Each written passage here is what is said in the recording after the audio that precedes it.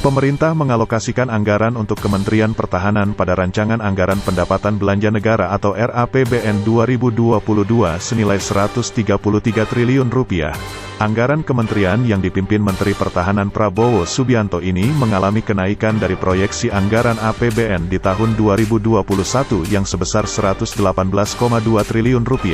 Namun, jika dibandingkan penetapan awal 2021, anggaran Kemenhan mengalami penurunan. Pada penetapan APBN 2021, pemerintah mengalokasikan anggaran sebesar Rp137,3 triliun untuk Kementerian Pertahanan yang naik 14,2% dibandingkan dengan tahun 2020. Adapun anggaran Kemenhan tahun depan akan digunakan untuk pembangunan bidang pertahanan, ketertiban, dan keamanan.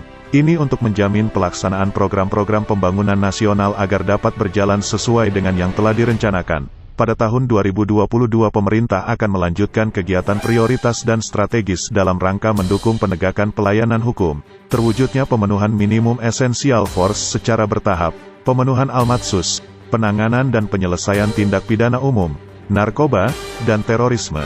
Sementara itu, dalam RAPBN 2022, pendapatan BLU Badan Layanan Umum dari Kemenhan ditargetkan bisa tercapai sebesar Rp3,575 triliun atau naik 25,6% dari outlook tahun 2021 sebesar Rp2,846 triliun. Pemerintah Indonesia sebelumnya dilaporkan telah menyetujui kesepakatan pembelian 6 unit jet tempur latih atau trainer dari perusahaan Dirgantara Korea Selatan atau Korsel, Korea Aerospace Industry. Mengutip dari media setempat, kesepakatan itu sendiri bernilai $240 juta atau setara Rp3,48 triliun. Nantinya jet bertipe T-50 itu akan dikirimkan secara bertahap. Berdasarkan kesepakatan itu, KAI akan memasok 6 jet latih canggih T-50 ke Angkatan Udara Indonesia dari tanggal 16 Desember tahun 2021 hingga tanggal 30 Oktober tahun 2024. KAI sebelumnya juga mencapai kesepakatan penjualan 16 jet latih T-50 senilai $400 juta. Jet ini telah digunakan beberapa negara seperti Irak, Thailand, Turki, Peru, dan Filipina sejak dirakit pada tahun 1999. Namun sayangnya belum ada komentar resmi dari Kementerian Pertahanan. CNBC Indonesia masih meminta konfirmasi lebih lanjut.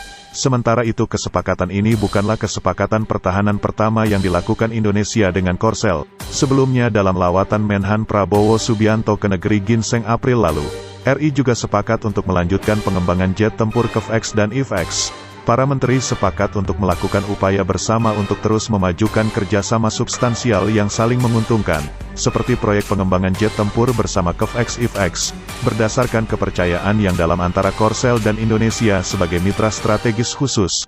Tulis pernyataan resmi Kementerian Luar Negeri Korsel, Indonesia sendiri sedang getol dalam modernisasi alutsista. Hal ini terungkap dalam keterangan yang disampaikan Kepala Staf Angkatan Udara Kasau Marsekal TNI Fadar Prasetyo beberapa waktu lalu. TNI AU beberapa waktu lalu. Mulai tahun ini hingga 2024 akan ada akuisisi berbagai alutsista modern secara bertahap. 2 di antaranya yaitu pesawat multi-role Combat Aircraft Dassault Rafale dan F-15X.